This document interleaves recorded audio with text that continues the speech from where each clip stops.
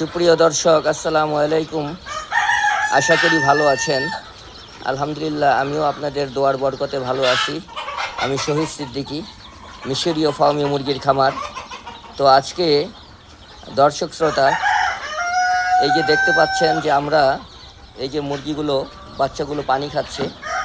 এখন বিকেলবেলা আমরা আজকে ভ্যাকসিন করলাম আলহামদুলিল্লাহ। তো এই যে ভ্যাকসিনের পানি দিয়েছি, এই যে কি সুন্দর করে পানি খাচ্ছে।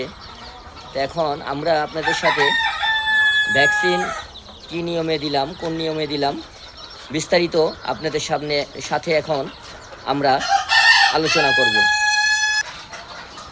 তো সাথে তুমি ভালো আছো? আলহামদুলিল্লাহ ভালো।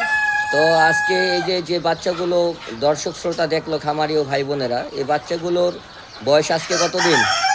আজকে 21 দিন। আজকে 21 দিন। তো 21 দিনে আমরা এই বাচ্চাগুলোকে কি ভ্যাকসিন করলাম? 21 দিন আমরা আজকে আরডিবি ভ্যাকসিন করলাম। আরডিবি ভ্যাকসিন করলাম। আচ্ছা, আমরা আরডিবি ভ্যাকসিন করলাম। তো এখন এরপরে যে পরবর্তী যে ভ্যাকসিন আছে, সেই ভ্যাকসিনটি কোন বয়সে দিতে হবে এবং কি ভ্যাকসিন, সেটা খামারি ভাই বোনদের উদ্দেশ্যে বলো। আরডিবি 21 দিন ভ্যাকসিনের পরে আমরা আবার 28 দিন বা 30 দিনে ফাউল পক্সের ভ্যাকসিন করে থাকবো। আচ্ছা, 28 থেকে 30 দিনের ভিতরে ফাউল পক্স ভ্যাকসিনটি করতে হবে। আচ্ছা, তো এখন এই যে তুমি আজকে 21 দিন বয়সে যে এই রানীক্ষেত আরডিবি ভ্যাকসিনটি যে তুমি করলে, তাই না? এই ভ্যাকসিনটির আগে তুমি কি করেছো? ভ্যাকসিনটা দেওয়ার 1 ঘন্টা আগে আমরা পানি সরাই রাখছি। পানি সরাই রাখার পরে 1 ঘন্টা পরে ভ্যাকসিনের পানি দিচ্ছি। ভ্যাকসিনের পানি দেওয়ার পরে এখন খাওয়ার পরে আবার ওদের সাদা পানি বা ID3 যেটা দেওয়া যাবে। ভ্যাকসিনের আগে 1 ঘন্টা আগে পানি সরাই রাখতে হবে না? হ্যাঁ।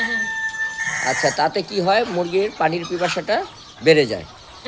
তাহলে কি হয়, ভ্যাকসিনের পানিটা ওরা সুন্দরভাবে খেয়ে শেষ করে ফেলে, তাই না?